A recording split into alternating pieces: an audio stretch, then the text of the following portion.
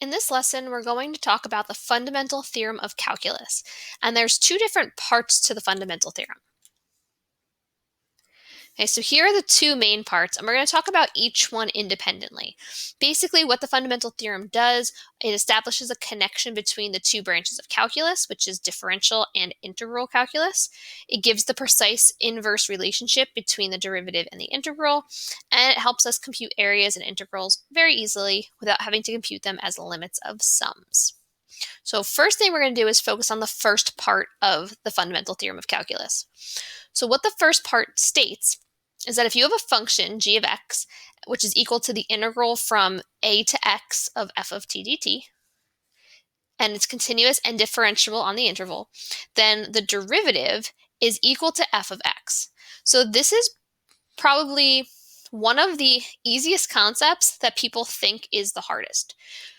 So ideally, all we're doing is taking the derivative of an integral, and because a derivative and an integral are inverses of each other, they pretty much cancel out. So another way to write this is d over dx, which is the derivative of the integral.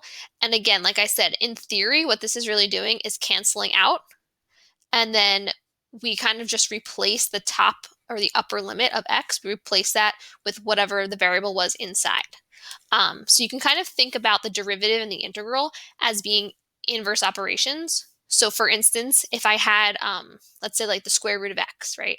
And I wanted to undo the square root, I would square it. So the square and the square root cancel out to just give me x.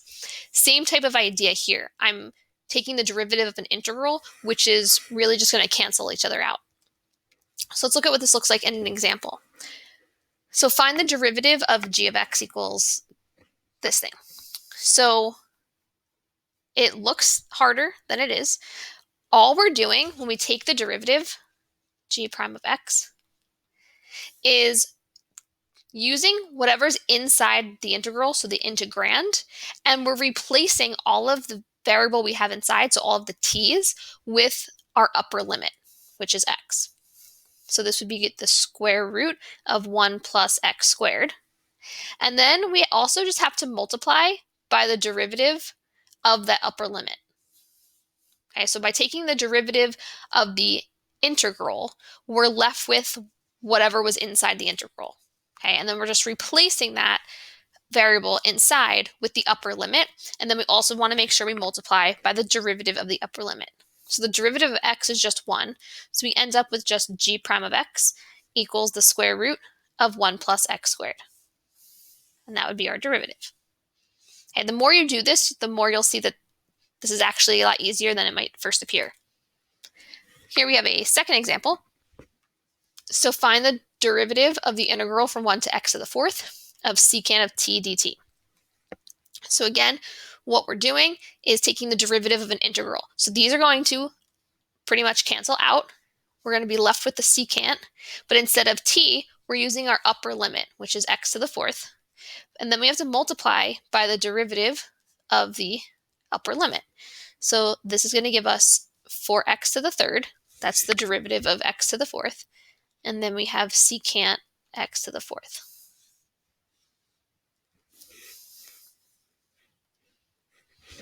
Okay, let's look at another one. So find the derivative. So f prime of x, since I'm taking the derivative of an integral, they're going to cancel out. I'm going to have the 2, but instead of t, I'm using the upper limit. So 2 times 3x times the derivative of the upper limit. Put that in parentheses. So we end up with f prime of x is equal to, this is going to be 6x times the derivative of 3x, which is 3. So this will give me 18x. Okay, now this one's a little bit different because we have a lower limit that is also x. So we're used to seeing it as 0 or any number on the bottom and the top being the variable. But here we have it as a variable on the bottom and the top. So what we need to do is expand this a little bit and come up with, there's a value between x and x squared, and we're just going to call that 0. So the first thing I'm going to do is just rewrite this. So I'm not doing anything with the derivative yet. So I'm going to say that 0 is going to be something that's between x and x squared. Okay, I'm making it 0 just to make it easy. It can be any number between x and x squared. So x is my lower limit, 0 is going to be my upper limit. So I'm kind of taking into account the properties of integrals here. So I can split this up. So I have the integral from x to 0 plus the integral from 0, which is where I left off, to x squared of the same thing. All right, so looking back at properties of integrals from last class, we know that if I add up consecutive intervals, it equals the overall interval. So x to 0 plus 0 to x squared is going to equal x to x squared. So then what we're going to do here is we're going to first having to negate this, because remember when we have an integral, we always want to have the lower limit on the bottom. So in this case, 0 is going to be having to be on the bottom, because when we have the fundamental theorem part 1, we always say that the top has to be the variable and the bottom is the number. So what we're going to do, again, I'm not taking any derivatives yet. I'm just going to have f of x equals, I'm going to flip this integral. So since I'm going to flip it, I have to negate it. So it's going to be negative the integral from 0 to x of this thing here. So I'm not changing any of this yet, tt. And then I don't have to change this because the 0 is on the bottom. So 0 to x squared of 2t squared plus 3t minus 1 dt. So now that it's all set up, I'm going to take the derivative of each piece individually. So when I take the derivative of f prime of x, I have the negative from the outside, and then the derivative of the integral is going to cancel out. I'm just going to plug in x for t. So I'm going to have 2x squared plus 3x minus 1. And I'm going to multiply that by the derivative of x, which is just 1. So I'm not actually going to write that. And then plus, again, taking the derivative of this piece, so the integral will cancel out. I'm going to replace x squared, replace t with x squared. So this is going to be 2x squared squared plus 3 times x squared minus 1. And then I have to multiply this by the derivative of x squared, which is 2x. So I'm just going to clean this up slightly here. So now we have f prime of x equals, going to distribute the negative here, so we have negative 2x squared minus 3x plus 1 plus, so now I have 2x squared squared, so that's going to give me 2x to the 4th, times 2x, so that's going to be 4x to the 5th. 3x squared times 2x is going to give me 6x cubed. And then negative 1 times 2x is going to be negative 2x. And then we're just going to combine like terms here. So we're going to get 4x to the 5th plus 6x to the 3rd minus 2x squared minus 5x plus 1.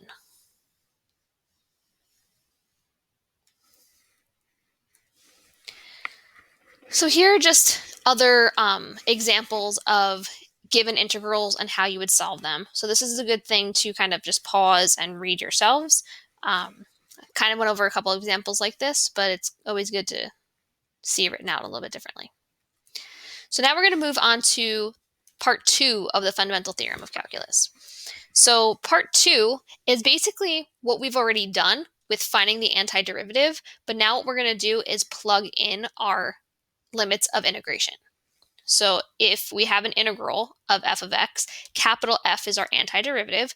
We have the antiderivative at the top integral minus the antiderivative evaluated at the bottom.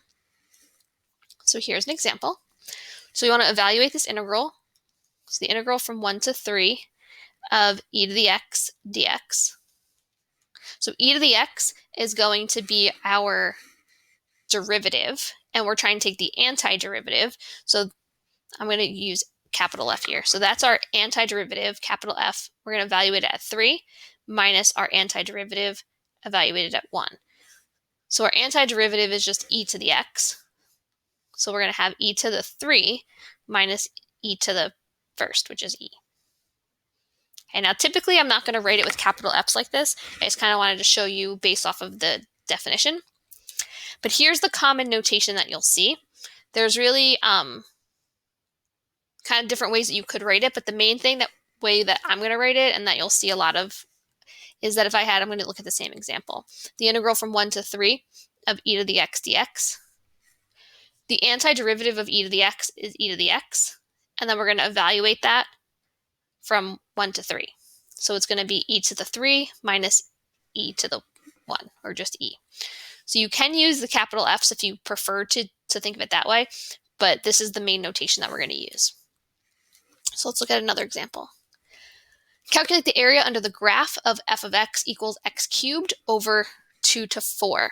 So the area is going to equal the integral from 2 to 4 of x cubed dx. So we set up our integral first. Then we take the antiderivative of x cubed. So remember, we're going to use the reverse power rule. So we're going to add 1 to our exponent to make it 4, and then divide it. So we're going to get 1/4 x to the 4th. But now we're going to evaluate it at 4 and 2. So this is going to be 1/4 times 4 to the 4th minus 1/4 2 to the 4th. So this is going to give me 64 minus 4, which gives me 60. So our answer here will be a number answer. So in the first part of the fundamental theorem, our answer that we got was an expression with x's in it. Here, in the second part of the fundamental theorem of calculus, our answer will be a number answer. So it's just like the definite integral. Okay, so let's look at this next one. So I don't like the way it's written. To me, it kind of is a little bit confusing because dx over x, we don't really see that looking that way that much. So I can rewrite dx over x. This is the same thing as either x to the -1 dx, or this is the same thing, I'll just put equals here. Same thing as the integral from 2 to 8 of 1 over x dx. Okay, so these are all equivalent. So the antiderivative of 1 over x is ln absolute value of x. And now we're going to evaluate this from 2 to 8. So since these are both positive numbers, the absolute value of it obviously is going to be positive, so we can drop the bars. So this is going to be the ln of 8 minus the ln of 2. And then based off of the properties of logs, I know that I can kind of simplify this a little bit more. When I see subtraction, I know that that means that I'm really dividing. So I can rewrite this as the ln of 8 over 2. And that just simplifies to be the ln of 4.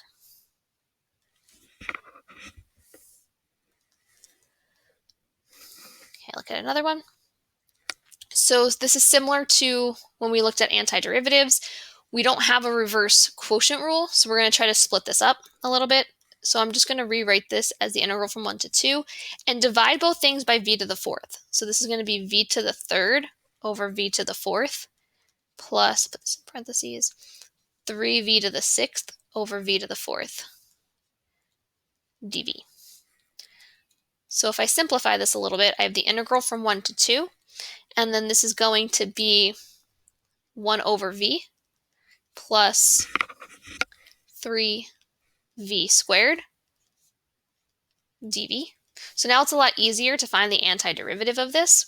So the antiderivative of 1 over v is going to be ln absolute value of v plus the antiderivative of 3v squared is going to be v to the 3rd. And then I'm evaluating it from 1 to 2. Again, absolute value bars, we can drop them because these are positive values. So this is going to be the ln of 2 plus 2 cubed, so 8, put that in parentheses, minus the ln of 1 plus 1 cubed, which is 1. Okay, the ln of 1 is just 0, so that's kind of gone. I'm just going to cross that out. So now we have the ln of 2 plus 8 minus 1, which is 7.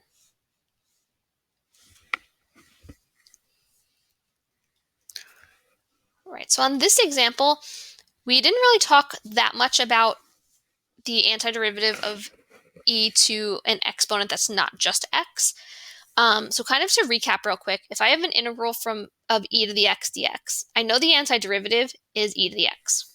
However, if I'm trying to find the derivative, right, because the integral is the inverse of the derivative. If I have the derivative, d over dx, let's say, I'm just going to make this up, e to the 5x plus 7, right, I know that the derivative is going to be e to the 5x plus 7, but times the derivative of what's up top. So the derivative of this 5x plus 7 is 5. So my derivative is 5e to the 5x plus 7.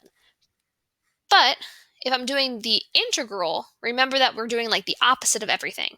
So if I wanted to find the integral of e to the 5x plus 7, it still would be e to the 5x plus 7, but now instead of taking the derivative of the top and multiplying it down, I have to take the derivative and divide it. So what's in front is really a 1. So this would really be 1/5 because I'm taking the derivative of 5 and dividing it. So we're going to keep that in mind for this problem. So we have the integral from 2 to 5 of e to the 3x minus 1. So the antiderivative of e to the 3x minus 1, well, we'd have e to the 3x minus 1. The derivative of 3x minus 1 is 3.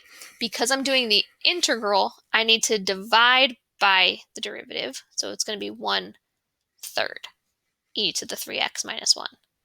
And then I'm evaluating that from 2 to 5. So we've got 1/3 e to the 3 times 5 minus 1.